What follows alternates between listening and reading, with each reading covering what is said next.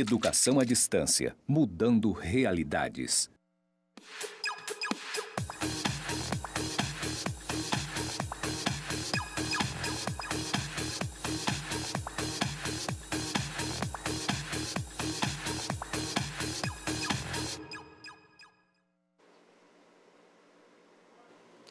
Olá meninos, tudo bem? Eu sou o professor Cleiton Borges, estou ministrando hoje com vocês essa disciplina de 60 horas, Linguagem de Programação 2. Seja bem-vindo a mais essa disciplina. Eu estou aqui presente com o professor Ricardo. E aí, professor? Tudo Belezinha? bom? Beleza, prazer mais uma vez estar contigo. Tranquilo? Aqui em mais uma disciplina com vocês. Professor, eu queria só avisar que você é a primeira aula no estúdio. É isso aí, a primeira aula, ó. Os nossos alunos são os melhores, eles sempre participam bastante e continuem participando, pessoal. Estou curioso para conhecer vocês. Vamos lá para a aula que... Vamos lá. Bom, então eu sou o professor Cleiton, como apresentei para vocês, sou graduado em processamento de dados, tenho uma especialização em rede de computadores, estou cursando uma especialização de engenharia de software. Já sou professor há em torno de 5 anos, mas já tenho uma experiência na empresa privada há 14 anos, já como tecnologia de informação e comunicação. Professor Ricardo Lopes, ele é graduado em Sistema da Informação, tem uma especialização em em engenharia de sistemas e é professor há 3 anos aqui no IFRO. Vamos à nossa ementa. Nossa ementa é composta por conceitos básicos de dados, representação de dados, os tipos abstratos e estruturas de dados, construção de algoritmos utilizando estrutura de dados, alocação estática e alocação dinâmica, que vem a ser a parte de dados fixos e dados dinâmicos. Você pode alterar, retirar. Ponteiros, estrutura de dados lineares, como as listas, o que vocês vão ver no decorrer da disciplina. Estáticas, encadeada, duplamente encadeada, encadeada e circular. Filas, pilhas, estrutura de dados, não lineares, árvores e suas variantes, métodos de classificação e pesquisa. Tudo isso se juntou e gerou o nosso objetivo geral. No nosso objetivo geral da disciplina, viemos utilizar as diversas estruturas de dados, considerando um problema a ser resolvido e os seus contextos. O problema a ser resolvido são as estruturas de dados, que vamos conhecer no decorrer da disciplina. Do objetivo geral, se gerou o objetivo específico, delimitando o seguinte: consolidar os conhecimentos sobre programação previamente adquirida, conhecer os princípios, métodos de pesquisa e classificação de dados, aplicar as principais estruturas e suas implementações e algoritmos de manipulação, empregar técnicas de programação, é o que nós vamos utilizar bastante aqui. Vamos utilizar a programação, não vai ser nessa aula de hoje, mas as aulas seguintes serão. Baseando-se em emprego de estrutura de dados e aplicações particulares. Da nossa ementa da teleaula, vamos estudar conceitos básicos de dados, representação de dados, tipos abstratos e estrutura de dados. A aula de hoje é a mesma sequência do material complementar. Esse material complementar que está lá no AVA, vocês vão dar uma estudadinha, vão seguir esse material que é composto aqui nessa teleaula. Que é o fundamento de estrutura de dados, motivação, o que é o Python, o que é algoritmos, tipo, string e inteiro. Bom, o objetivo da aula de hoje: conhecer os conceitos básicos da estrutura de dados em Python, entender script de estrutura de dados em Python. Eu vou apresentar alguns exemplos aqui e vou explicando para vocês. Fundamento da estrutura de dados e conceitos básicos. O que é Python? As disciplinas anteriores, vocês já viram muito isso, mas eu estou focando aqui, lembrando um conceito básico para vocês do que é Python. Python é uma linguagem de programação criada por Guido van Rossum em 1991. Veja bem, Guido van Rossum, em 1991. Guido van Rossum tinha um sonho de transformar a sua linguagem de programação, que ela fosse produtiva, né, os objetivos da linguagem que ele queria que sejam criadas, que ela fosse produtiva e legibilidade, ou seja, a produção que seja rápido, se já tivesse exemplos para programação, e a legibilidade, que o script seja bem entendido. Então era fácil de entender. Então ele criou alguma coisa rápida e fácil de entender. E ele criou esse sonho. A linguagem foi criada em 1991. Tem aqui um exemplo do criador da linguagem. Está aqui o Guido van Rossum. O senhor já estudou alguma matéria, professor Ricardo, sobre estrutura de dados? A gente sempre estuda, professor. A gente estuda de um pouco de tudo. Um pouco de tudo, isso mesmo. É bastante interessante. É uma coisa que sempre me atraiu. Esses algoritmos mais complexos. Não que seja difícil, tá, pessoal? É bem fácil, mas ele é tido como complexo, né? O que eu achei legal com o Python é que realmente ela é uma linguagem altamente acessível, de um nível muito próximo do que a gente consegue entender. Você lendo, você consegue... O código ele é muito limpo. Diferente de algumas outras linguagens aí que a gente estudou lá para trás, que você escreve muito texto. Isso mesmo. C++ também é uma linguagem bem complicada de estudar. Mas não é impossível, mas é totalmente diferente do que Python, né, professor? Com certeza. Mas é uma linguagem gostosa de você aprender. Depois que você aprende o C++, as outras linguagens você aprende muito fácil. Aprender uma linguagem só já é a base para as outras, correto? Com certeza. Muito bem. Voltando à nossa aula. Então, Python suporta múltiplos paradigmas. Que são esses paradigmas? São exemplos que o desenvolvedor do Python queria que fosse criada. Então, ele criou esses paradigmas, que são exemplos que estão na documentação do site, e ele setou.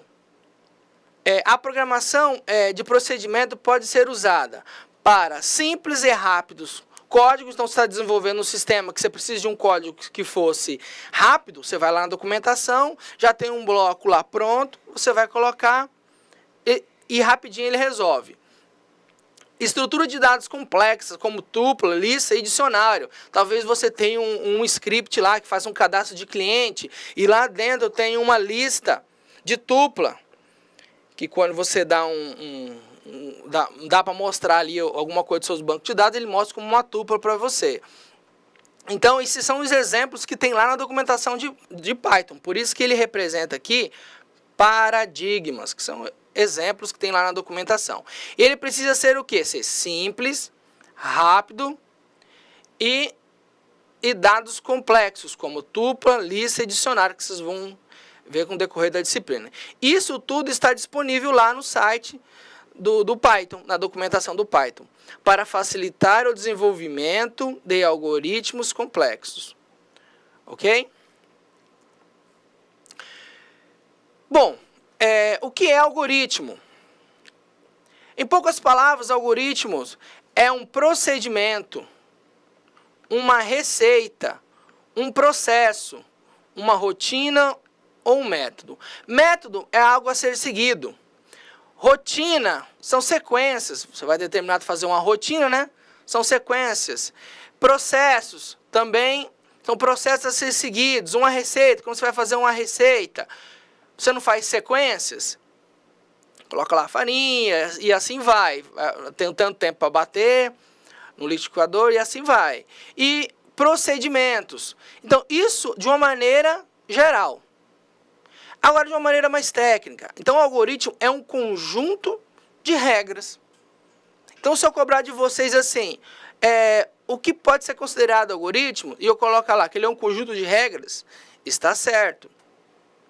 Então, o algoritmo é um conjunto de regras para se obter uma saída específica a partir a partir de uma entrada específica. Foca aqui um pouco em mim. Bom, essa saída específica e a entrada específica. Vamos supor que você está lá no site para fazer um cadastro. Tá, e nesse cadastro você vai fazer o cadastro lá do Enem, um exemplo. E aí você faz o cadastro, digita todos os dados. Quando você clicar lá em salvar, esses dados vão passar por um algoritmo.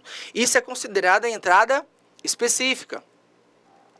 E a saída? Quando vocês vão tirar um relatório, você acaba de fazer o cadastro, esses dados são inseridos dentro desse algoritmo e logo ele cai no banco de dados. Quando você clica lá no relatório para puxar esses dados, entra a saída desses dados. Saindo a saída desses dados, ele mostra na tela para você. Correto? Então, por isso que ele fala que é um conjunto de regras que tem no algoritmo que para obter uma saída, né, uma saída específica e uma entrada específica. Bom, cada passo de um algoritmo precisa ser definida de forma precisa. Ou seja, se você desenvolver o seu algoritmo, você tem que fazer daquela sequência certinha, senão o Python não vai reconhecer aquela sequência de forma precisa e não vai transformar isso em linguagem de programação Python. Então ele vai considerar talvez algum erro e não vai conseguir ler essa linguagem, ler aquelas suas linhas. Então por isso que ele fala o bastante para que ele seja traduzido em uma linguagem de programação. Então quem traduz essa linguagem? Por exemplo, você está com o Windows lá instalado no seu computador. Aí você quer trabalhar com Python. Se você não instalar os DLLs do Python, logo em seguida, o que vai acontecer? Não vai funcionar essa linha sua de código. Porém, você tem que ir lá no site, baixa essas DLL, o instalador do Python, e logo, com os packages instalados, você vai conseguir executar essa linguagem. Porque o sistema operacional vai conseguir ler essa linguagem para você e executando em seu computador. Então, quem vai ler essa linguagem traduzida para você é o Python, seguida da execução do Windows, né? O Windows que vai executar o programa para você. Ok? Bom, existem duas condições, olha só, existem duas condições para que um procedimento possa ser chamado de algoritmos. Ó, são duas condições para ser chamado de algoritmos. Primeiro, operações simples. Então, para ser um algoritmo, ele tem que ser simples e definido para ser executado por uma máquina, né? E sempre e o dois. Então, o primeiro as operações têm que ser simples e bem definidas. E a segunda condição para ser um script sempre terminar depois de um número finito de passos. Ou seja, ela tem que ser simples, ela tem que ser definida para ser executada numa máquina e tem que ter um início e um fim. Então, se você está desenvolvendo lá, por exemplo, na matéria que vocês tiveram anterior, eu acho que foi programação para Web 1, né, professor? Foi programação para Web 1. Isso. Então, na programação da Web 1, você deve ter visto um script lá. Por exemplo, naquela função de algum script que você localizou lá, você vai observar que tem um início e tem logo um fim. Esse fim, logo, ele vai determinar alguma coisa. Se é lógico, se ele é verdadeiro ou é falso. Se ele é verdadeiro, ele vai retornar um valor. Se ele é falso, ele vai retornar um valor. Por isso que ele fala que para ser um algoritmo tem que ser simples, bem definido e ter início e fim. Ok? Não esqueçam. São dois itens, início e fim. Então, professor, o que você acha, professor Ricardo? Pessoal, quando a gente fala de ter um fim, é porque a gente tem que definir esse fim. Porque senão a gente criar uma coisa infinita, a gente nunca terminaria um algoritmo, né? Isso, tipo for, então, né? Se você não der um fim para ele ali, ele vai virar em loop. E aí vai consumir toda a memória do computador, os computadores vão desligar. Isso mesmo. E por aí vai. Então a gente tem que definir o fim, né, professor? A gente tem que definir esse fim. definir. Isso é muito importante. Tudo que a gente faz na vida Tem o início e tem o fim. O fim, isso mesmo. Na área da TI não é diferente. Não é diferente. Lembrando, pode cair essa questão. Duas condições, simples, definido e início e fim. Pronto, tipos. Bem, os tipos de dados vocês já conhecem. Eu vou exemplificar aqui para vocês. Por exemplo, vocês estão na rede social e vocês dão aquele oi, né? Aquele oi, oi. Vocês estão na calculadora fazendo um cálculo. Né? 2 mais 2, né? Vocês vão tomar uma decisão se é verdadeiro ou se é falso. Isso são considerados tipos. Por exemplo, aquele texto que você digita lá no WhatsApp, aquilo é considerado uma string, ele é considerado um tipo. Por exemplo, um oi, aquele oi que você dá, ele é considerado um tipo. O número que você somou, ele é considerado um tipo. 2,3, aquele resto, né? Quando você faz uma divisão e dá um resto, isso é considerado um tipo. Ele é diferente desse tipo aqui. Entendeu? Que é inteiro. Esse aqui é inteiro, esse aqui é diferente, esse aqui é decimal, ok? Então, esse daqui é tipo boolean, esse aqui é tipo boolean. Desculpa, esse aqui é do tipo float. Booleano é verdadeiro e é falso. Ok? Então, todos esses tipos aqui, vocês já conhecem. Cada um representa um tipo. Por exemplo, se eu colocar um número e colocar ele em parênteses em Python, vocês viram lá na lógica de programação, o Python vai reconhecer como? Como texto, correto? Se você tirar essas aspas, ele vai reconhecer como o quê? Como inteiro, como um número. Então, os tipos é uma forma de classificar as informações. Então, as informações, todas elas são classificadas. Na linguagem de programação, é assim. Eles classificam os dados. Os dados entram no seu algoritmo e são classificados. Linguagem de programação normalmente traz implementações o que são chamadas de tipos primitivos. Isto é, o tipo de dados mais genéricos possíveis. Toda informação que manipularemos será, por definição, um tipo. Então, todas as informações que vocês... pode focar aqui um pouquinho em mim. Todas as informações que vocês utilizam hoje no dia a dia, como os seus textos, aquele texto que você digita no Word, aquele texto que vocês estão digitando lá nas redes sociais, aqueles vídeos, toda essa gama, essa decisão de verdadeiro ou falso, tudo isso é considerado um tipo. Ok? Vocês estão vendo que... Não é, professor? Estão vendo que esses tipos são no cotidiano, você verifica esses tipos todos os dias e agora nós estamos sabendo que na lógica de programação, na estrutura de dados, são definidos com tipos. Com certeza, professor. Só exemplificando a questão do verdadeiro e falso, quando você vai fazer um cadastro lá que ele pede aceita, sim ou não, esse é um exemplo do tipo booleano, né? Booleano. Que é o verdadeiro ou falso. E assim, o legal que eu sou fã de outras linguagens de programação, mas o Python está me conquistando pela simplicidade. Facilidade, né? Esse era o exemplo, sonho dele. A gente não precisa, em outras linguagens de programação, a gente precisa definir o tipo da variável, né? No Isso. Python não, eu preciso declarar a variável e na hora que eu atribuo o valor a ela, o próprio Python identifica qual é o tipo dela Bem, e já trabalha com isso. É muito interessante, muito legal.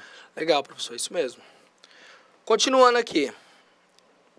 Então, nós determinamos o quê? Vimos aqui no slide anterior sobre os tipos e aí temos os strings.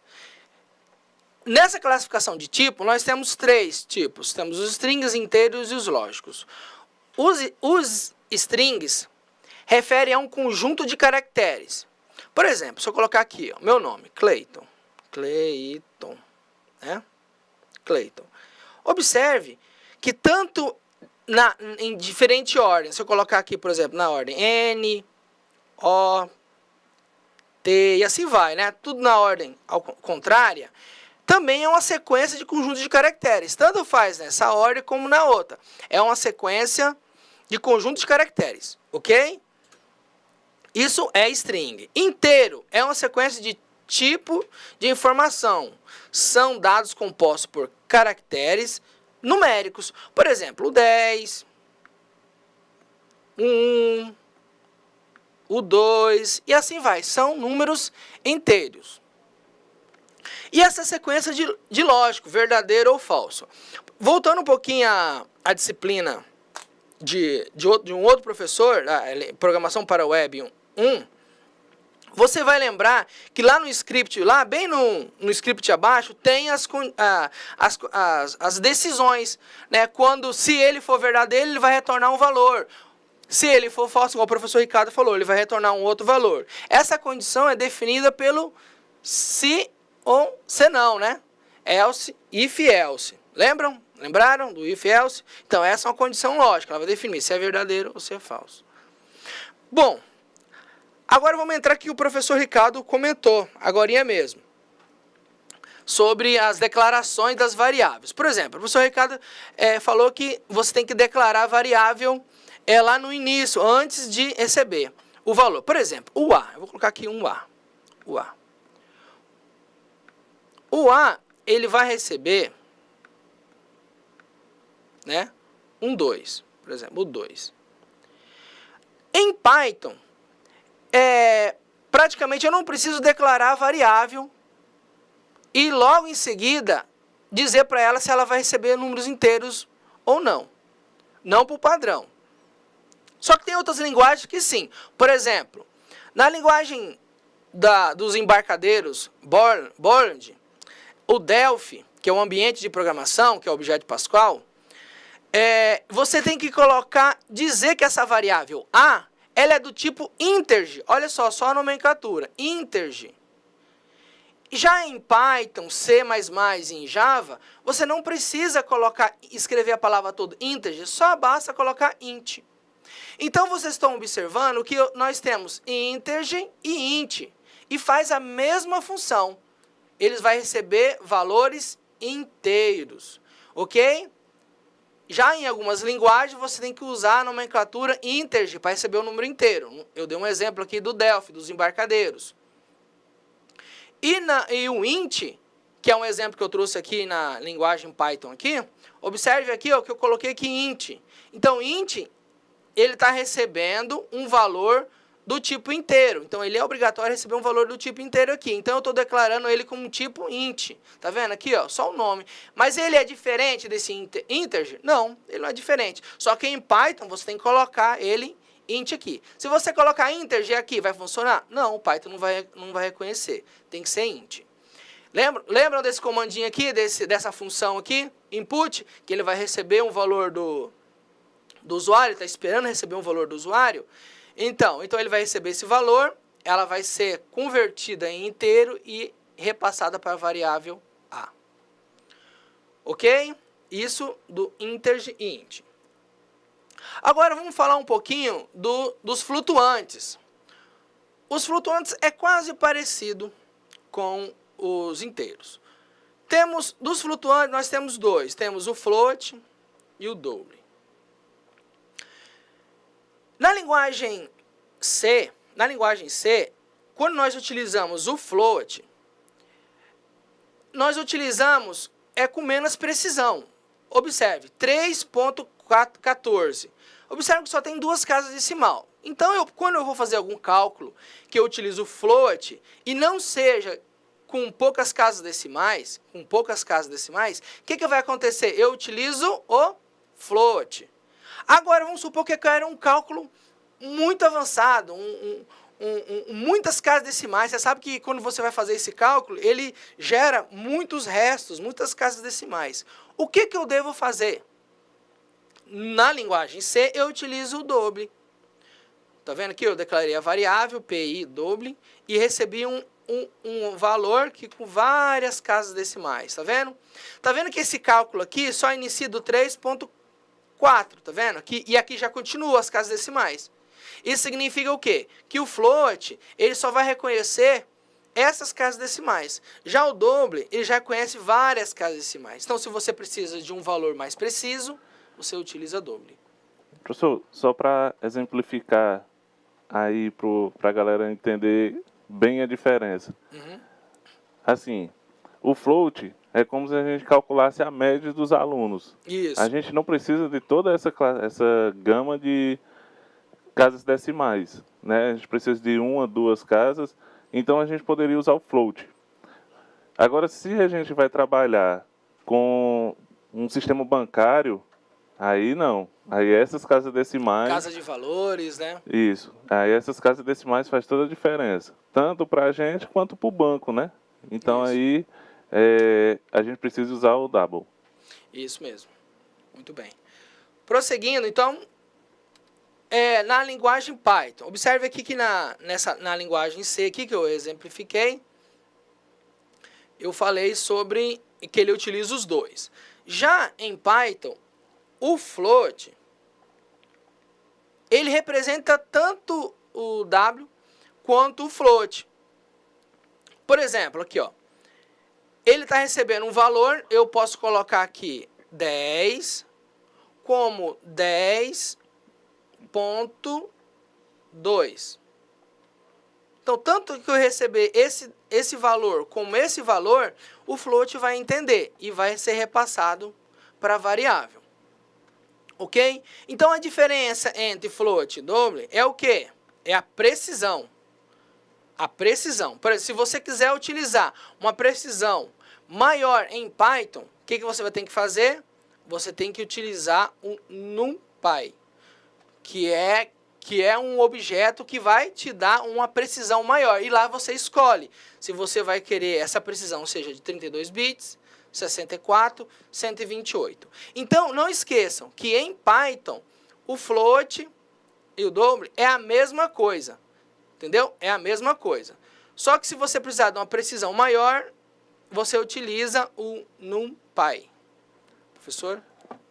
Só para exemplificar, porque eu falei que a gente só precisava declarar a variável e atribuir o valor, né? Uhum. E aí, tanto no exemplo do int quanto do float,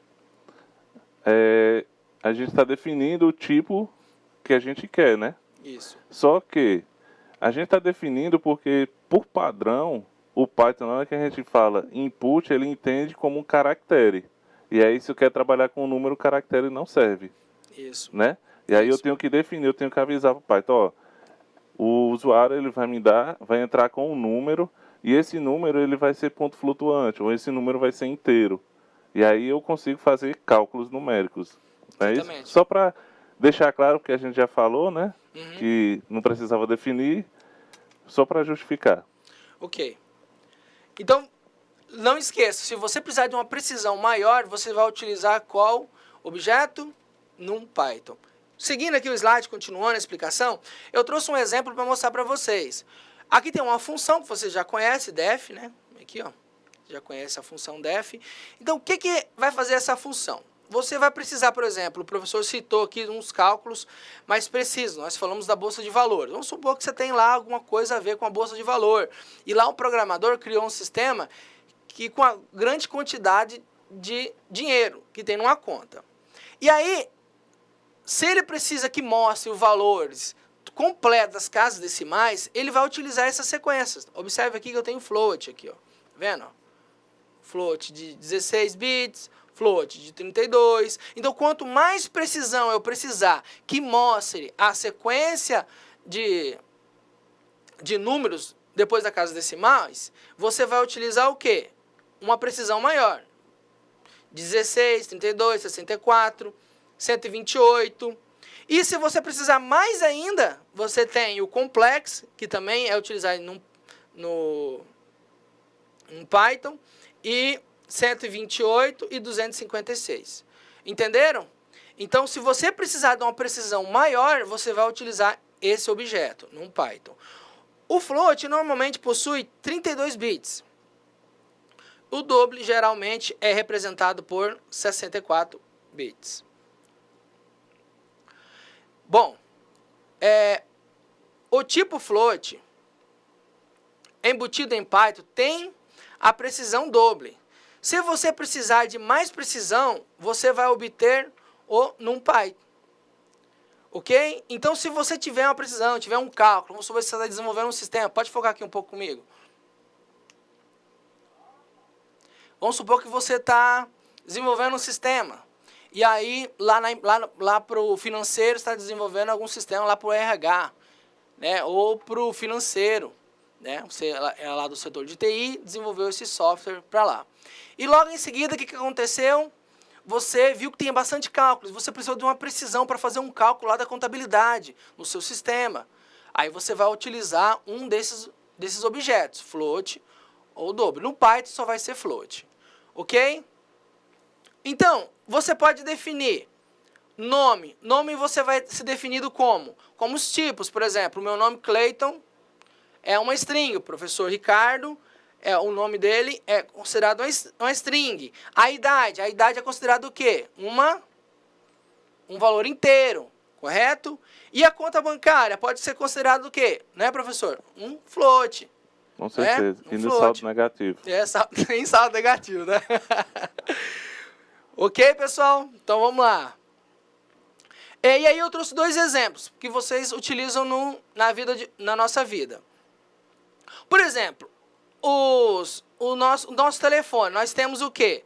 O dígito, o código do Brasil, né, que é mais 55, que representa o nosso Brasil, o estado, que é 069, o 9, que é o dígito verificador, né? Observe como que é a sequência. Aqui é um valor inteiro, tá vendo? 069. Aqui já pode ser considerado um string. O 9, que é o dígito verificador, e as 4 primeiros casas. Para quem não sabe, essas 4 primeiras casas são definidas pela estação. Então, é o equipamento que tem lá na estação que é definido essas casas. E depois são distribuídos pelos bairros. Por essa sequência, tipo 3211. Opa, 3211. E aqui seria 0001. Então, que representa uma sequência de uma estação que tem no seu bairro, e aí 001, 002, 003 e assim vai, quantos telefones tiver naquela localidade. Então, isso pode ser representado com valor inteiro. Também temos o CPF. Observe aqui que no CPF, ele é composto de 9 dígitos, mais 2 dígitos verificadores. Que é aqui no finalzinho aqui. Também pode ser considerado um valor inteiro. Ok? Bom, professor Ricardo, tem mais algumas...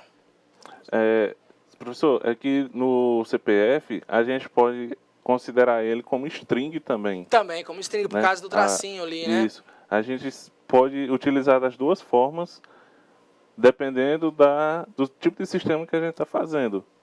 Né? E aí a gente pode utilizar o melhor tipo, que vai se enquadrar... Uma coisa que eu esqueci de falar.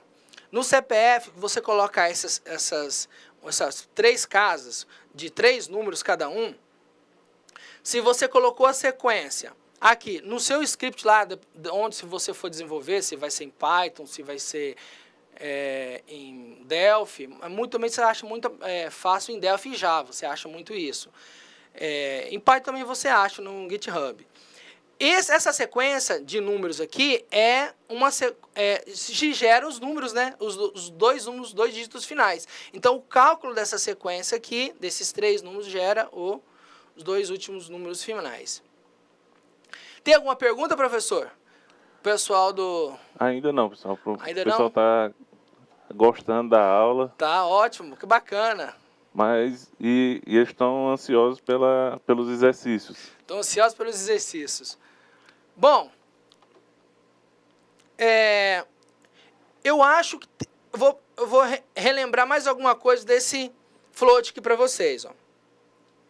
Observe aqui, ó, float e double, tá vendo? Não esqueçam, float para algumas linguagens são diferentes, precisam de uma precisão a mais. Já em Python, o float, vou botar aqui, já em Python, o float tem a mesma precisão do que o double. Não se esqueçam disso, ok? Né, professor? Em Python a gente utiliza um valor da casa decimal que é diferente das outras linguagens, né? Que você tem que declarar as duas para ser diferente. Isso. E, por exemplo, tem uma linguagem de programação que eu gosto muito, que é o Java. Além do float, do double, ainda tem o long. Long? Né? O long, que é uma precisão ainda Estou maior. estudando Java, é muito bom mesmo. É uma precisão maior do que a Double. Digamos assim, vamos fazer a comparação com o Python. O float, ele vai estar ali como o objeto float 16 bits. O double vai estar como se fosse sendo o float 32. E o long está como o float 64. É mais ou menos essa comparação que a gente vai fazer em relação à precisão. E aí vai dependendo, são linguagens diferentes, são estruturas diferentes, mas elas são similares, né? Elas têm o mesmo objetivo, que é a precisão do cálculo que vai ser realizado. Isso. E o criador do Python facilitou isso utilizando o float para nós, né? Com certeza. Que era só para... Ele utilizou o objeto float utilizando as duas variáveis, né? Tanto float como double. Tem a mesma precisão. O que é muito bom. Isso. Bom, pessoal, então eu apresentei para vocês. Temos atividades para no decorrer, né, professor?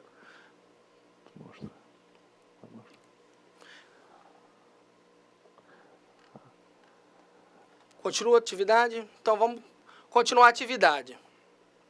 Temos atividade, temos 5 questões para vocês resolverem. Cada questão são 5 alternativas. Vou mostrar aqui a primeira, porque a segunda já vem a resposta. Não dá para mostrar todas para vocês. Mas são 5 questões, 5 alternativas. E uma apenas certa. Ok? Vocês vão ficar aí agora com vocês. Vão responder essas questões. E em seguida, vocês vão voltar e a gente vai resolver as questões. Professor Ricardo? Não, dá só uma lida na questão. Tá, vou ler a primeira questão para vocês. Com base nos fundamentos da estrutura de dados, aponte a alternativa correta sobre o Python.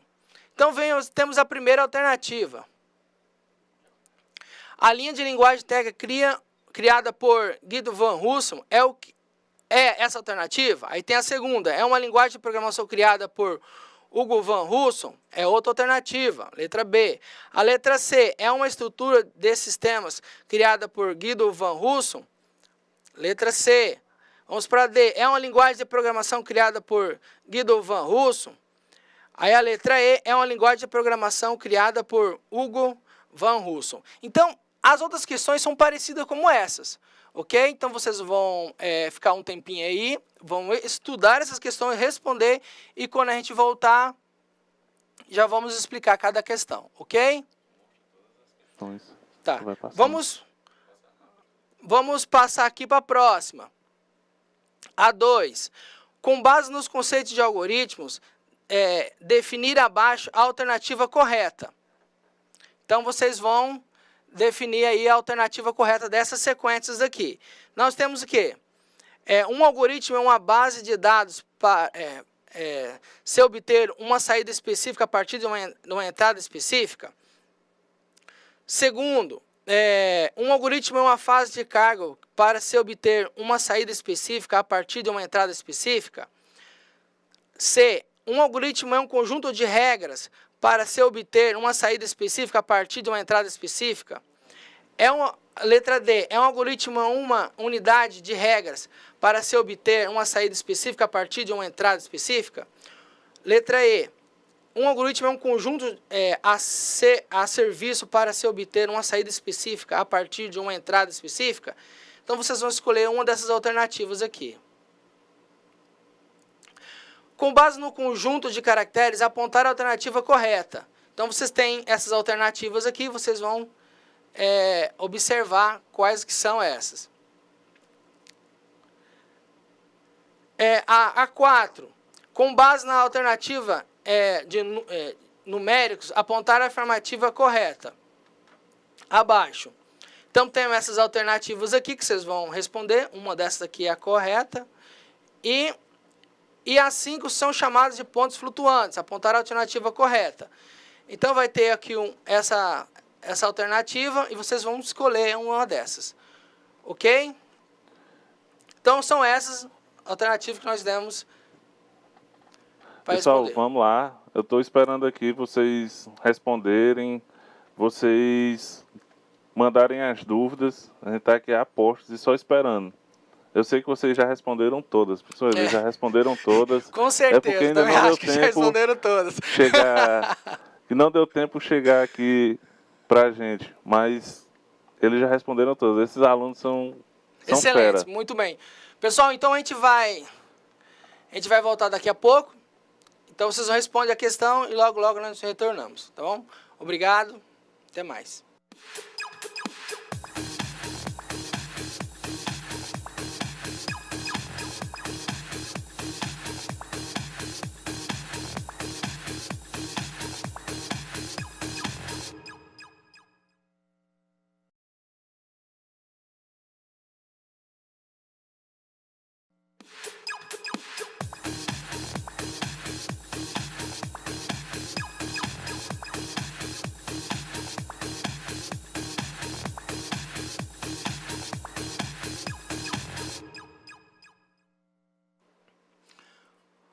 Olá meninos, tudo bom?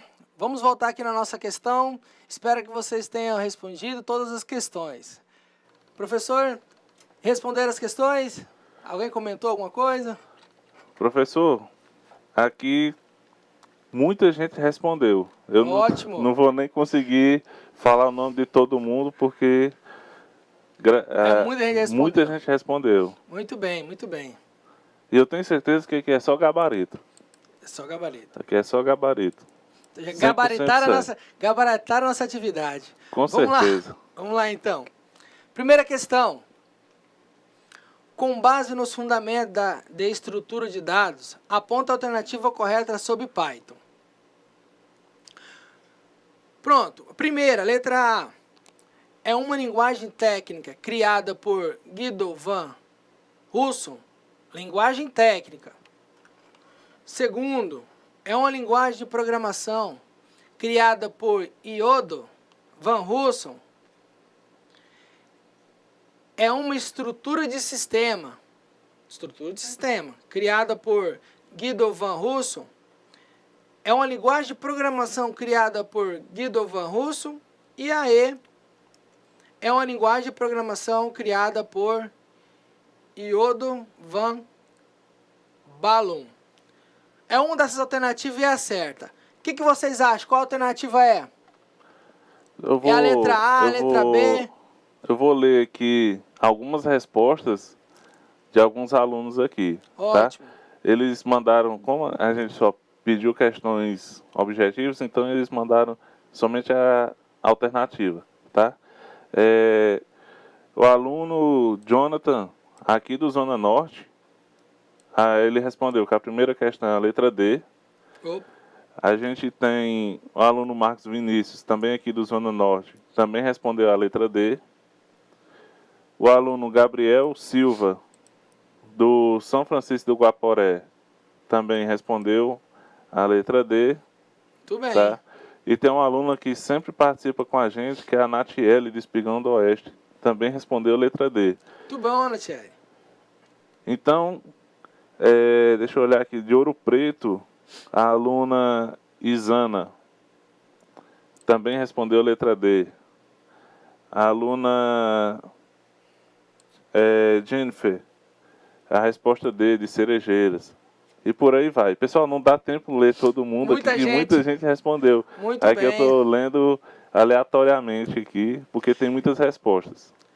Então vamos verificar qual é a resposta certa. Mas será que eles acertaram, professor? E aí? Eu acho que eles acertaram, hein? Eu acho que eles acertaram. Vamos lá, vamos verificar qual é a resposta certa. Olha só. É a letra D, muito bem. Nossos alunos estão ativos, né? Estão lendo o material. 100%. Aqui eu já sabia, professor, que aqui Aqui é sempre a resposta 100% São alunos certa. do IFRO, né, professor? Com certeza. São alunos do IFRO. E ele sempre presta bastante atenção nas aulas, né? Então, vai facilitando aqui na hora dos exercícios. Eles trabalham bem. Muito bom, muito bom. Então, essa questão da letra D, foi o criador da linguagem, né? Ele tinha um sonho de criar essa linguagem Pode focar aqui um pouquinho comigo. Ele tinha esse sonho de criar essa linguagem que fosse produtiva e fácil de se entender. Então, o criador dela é o Guido van Rossum. Esse é o criador da linguagem de programação Python.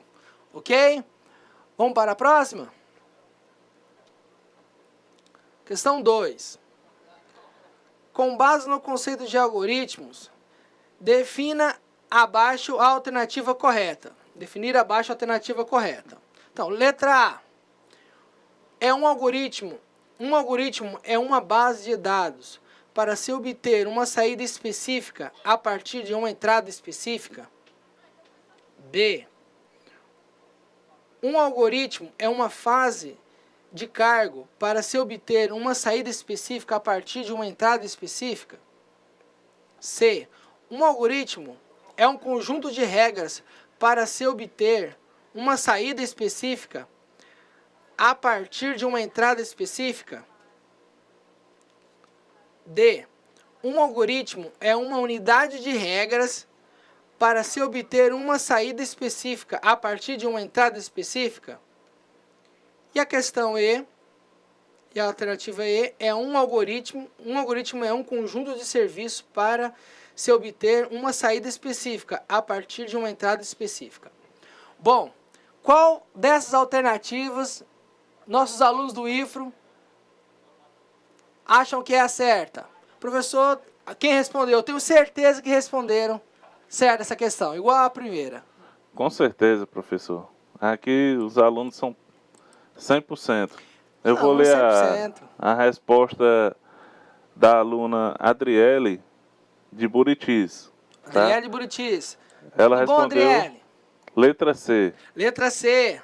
Ótimo. A aluna Tainara de Ouro Preto respondeu letra C também. Bom. A Isana de Ouro Preto também, ela respondeu como sendo letra A. Então aí já diferenciou. Já diferenciou. Já não temos certeza que é a letra C agora. Muito bom. E aí tem a aluna Miriam, de São Miguel do Guaporé também, respondeu letra D. São Miguel do Guaporé. Conheço lá.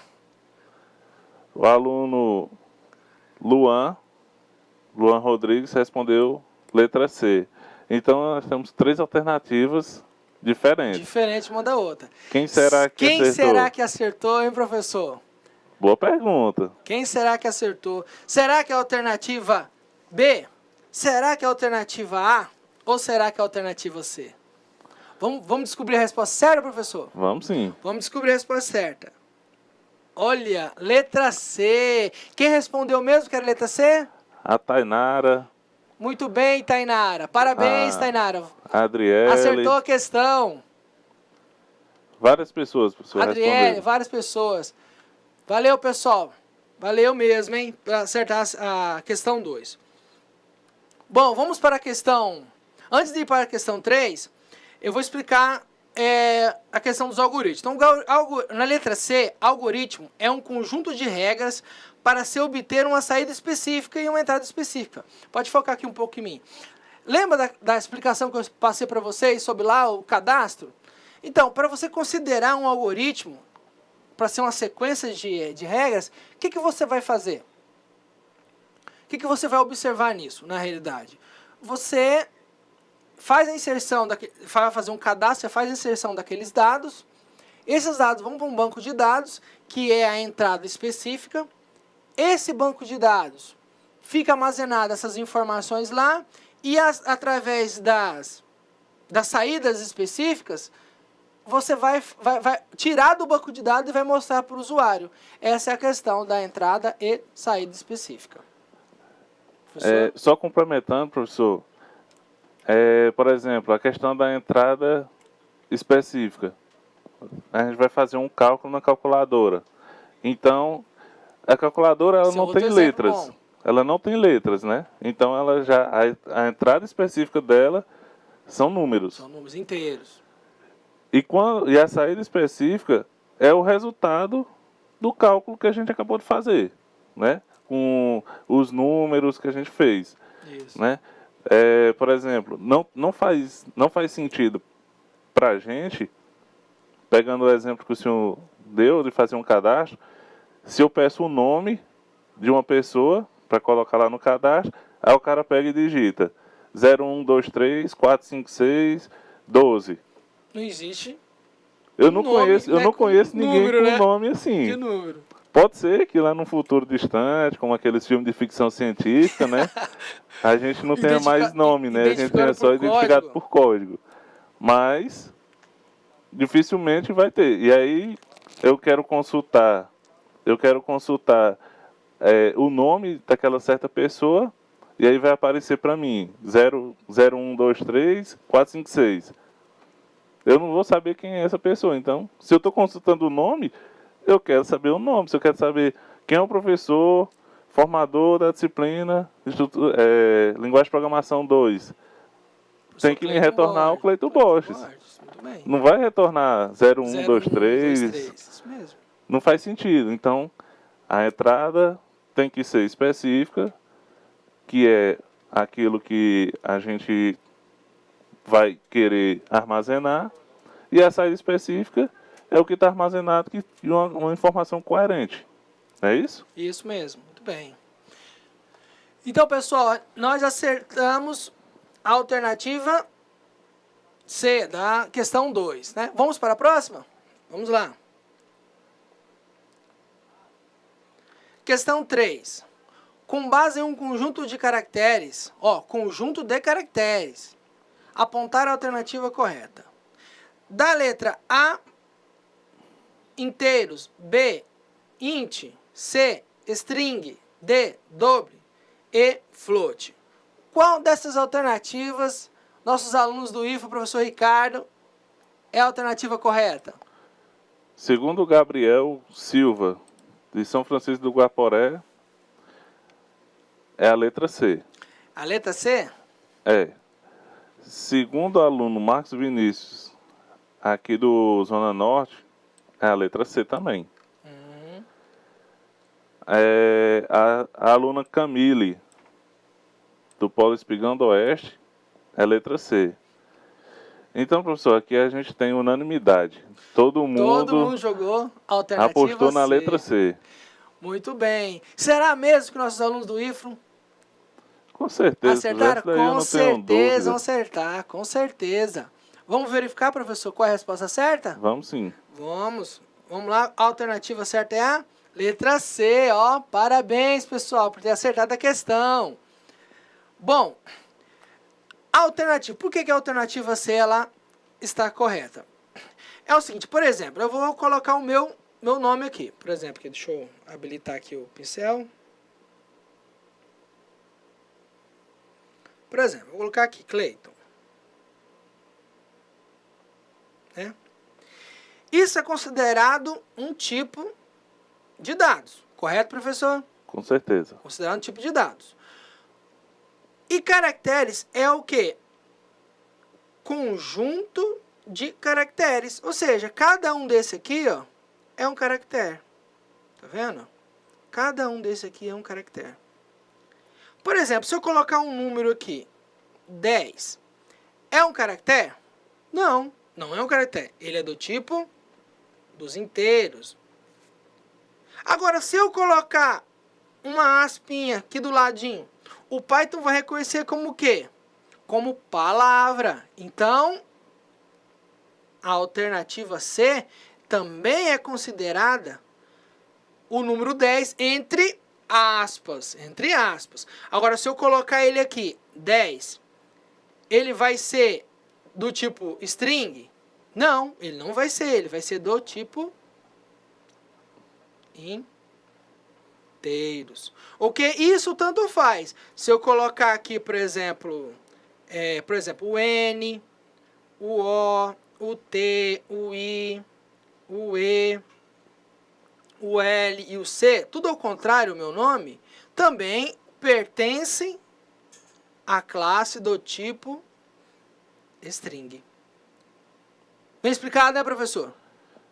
Muito bem. Muito bem. Só uma ressalvazinha, que quando você colocou o 10 e colocou entre aspas, ele deixa de ser 10 e passa a ser 1, 0. 1, 0, né? Ele não passa a ser mais 10, é 1, 0. São 2 caracteres. 2 caracteres. Tá? E tem a questão muito bem lembrada que é de números. A gente tem que prestar muita atenção nas aspas, quando a gente trabalhar com números e trabalhar com caracteres. Isso. Inclusive, tem alguns sistemas que um espaço é um caractere. O espaço é considerado O espaço é caractere. Isso bem. Até então, na tupla, quando você for listar as tuplas lá, ou mandar listar as listas, ele vai separar o espaço e vai contar como caracteres. Muito bem lembrado, professor. A gente vai falar disso, mas... Conforme mais pra frente. Isso. Vamos para a próxima questão. Pessoal, questão 3, o pessoal do IFA acertou. Vamos para a próxima? Questão 4. Com base nos caracteres numéricos, apontar a afirmação correta. A.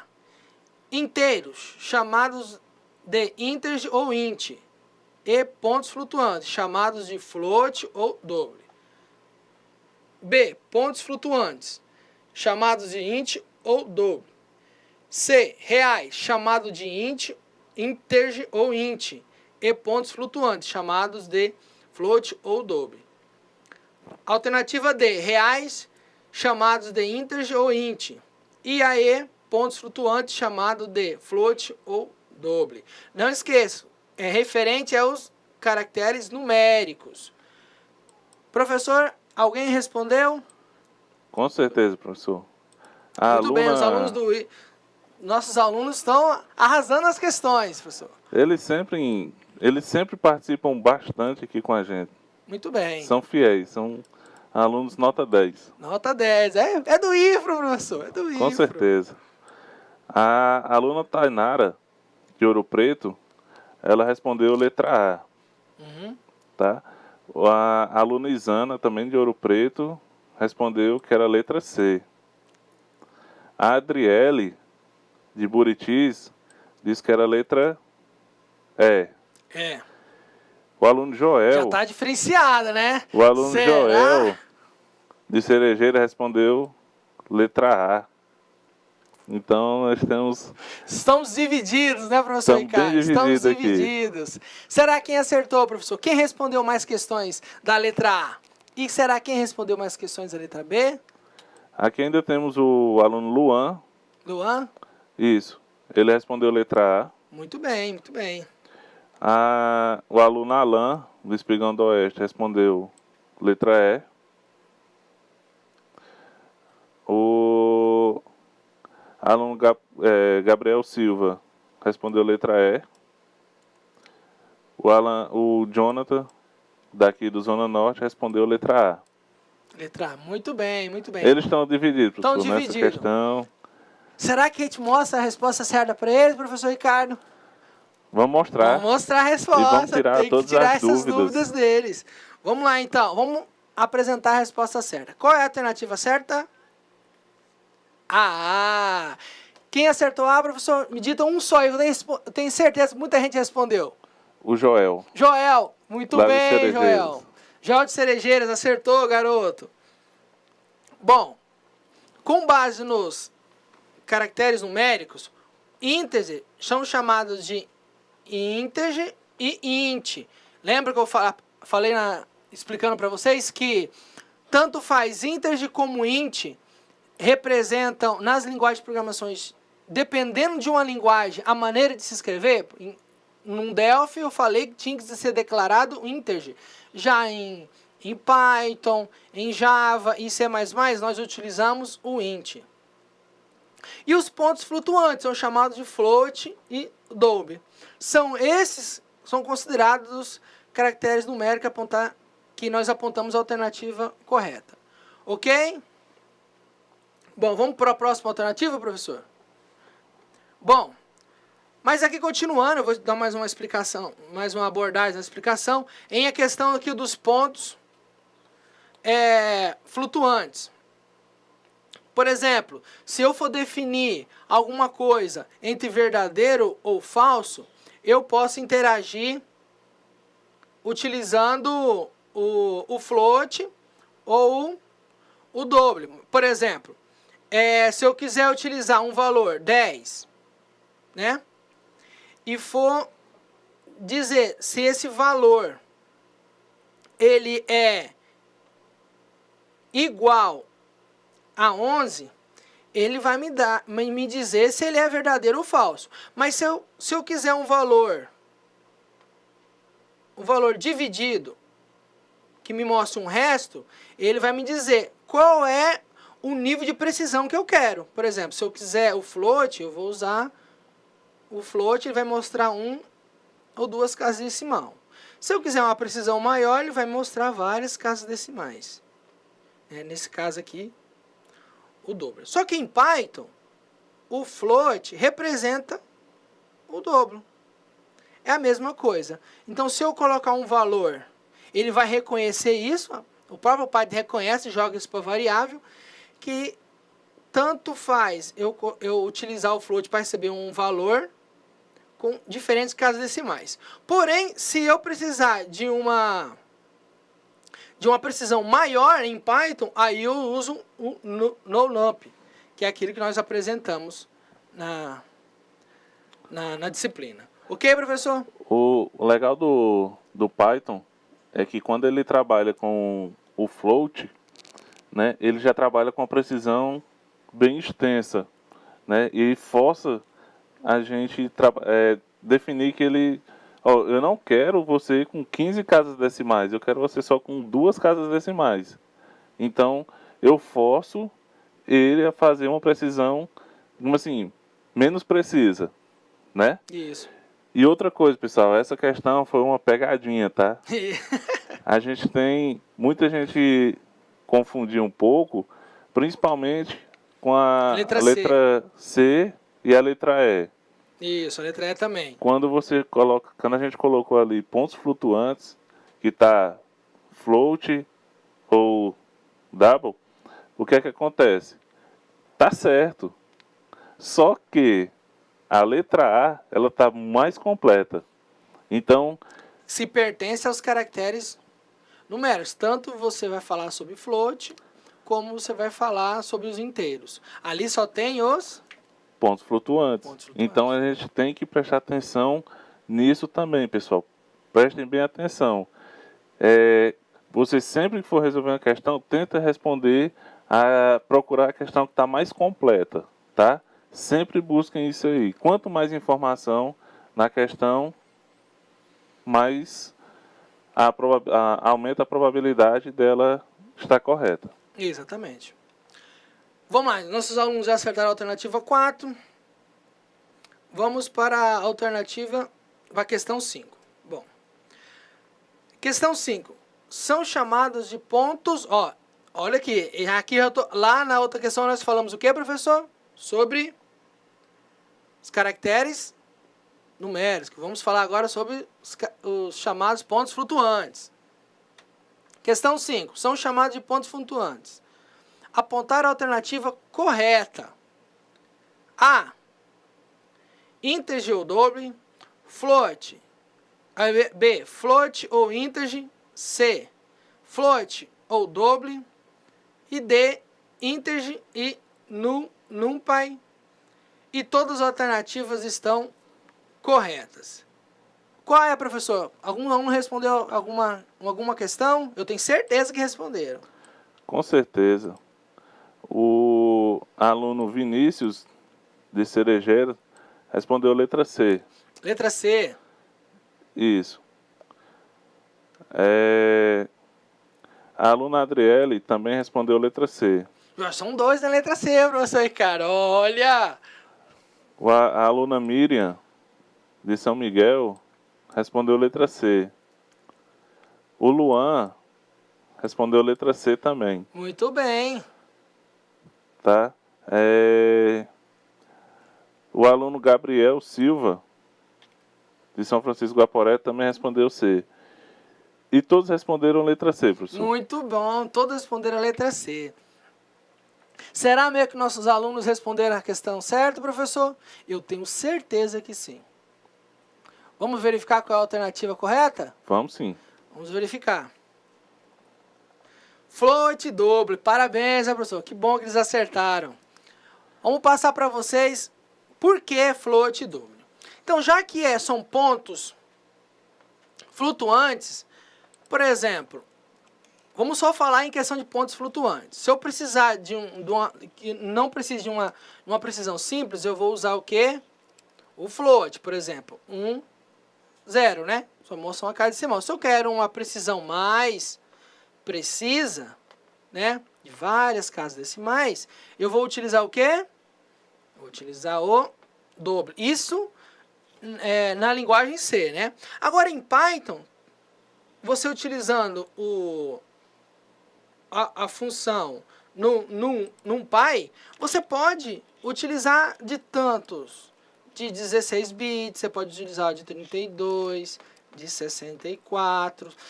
Utilizando eles, você pode determinar quantas casas decimais você pode utilizar. Por exemplo, quantas casas decimais aqui você pode utilizar? Utilizando o NumPy. Por isso que a alternativa C, você está utilizando float e double. Só que lembrando que Python é o que?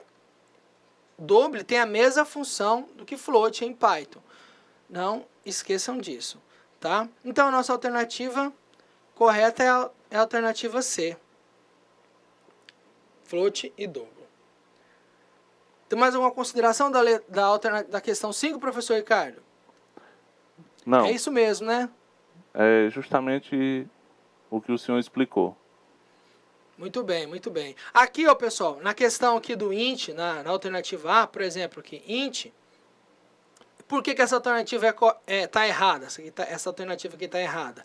Ela está errada por causa que double é flutuante? É, mas e int? Int é flutuante? Não é, int não é flutuante. Essa outra questão, a B, integer, é do tipo flutuante? Não, integer não é do tipo flutuante. E float é do tipo flutuante? Sim, é do tipo flutuante, mas tem alternativa que não é, então não é ela. Alternativa D, integer, é do tipo flutuante? Não, é do tipo inteiro. E NumPy, pertence a alguma classe de tipo? Não, ele é um objeto. Objeto esse que vai determinar o nível de complexibilidade que você vai querer no cálculo. De quantas casas decimais, que foi isso que eu expliquei aqui, ó. Da questão das casas decimais. Ok? E a alternativa E, se todas as alternativas estão corretas. Todas não estão corretas, só apenas a letra C que está correta. Lembrando que vocês não podem esquecer que Python, o float tem a mesma equivalência o double, né, tem a mesma equivalência do float no Python. Ok? Bom, pessoal, temos uma atividade de percurso para vocês resolverem no AVA, não esqueçam dessa atividade. Espero que vocês tenham gostado da aula. Eu tenho certeza que sim, né, professor Ricardo? Tenho certeza. Foi minha primeira vez aqui com vocês. Vai ter as próximas aulas e espero que vocês tenham gostado da aula. Com certeza, professor, eles gostaram. Aula dinâmica, né? E eu acho que a gente conseguiu passar um pouco de conhecimento para eles. Quanto a isso, pessoal, continuem estudando, pegou o material de apoio. Material complementar, material de apoio, que é muito importante. Material de apoio. E atividade de percurso, não esqueça. Sempre fazer. Ok, pessoal? Obrigado, até mais. Tchau. Até logo, pessoal. Bom estudo para vocês. Valeu.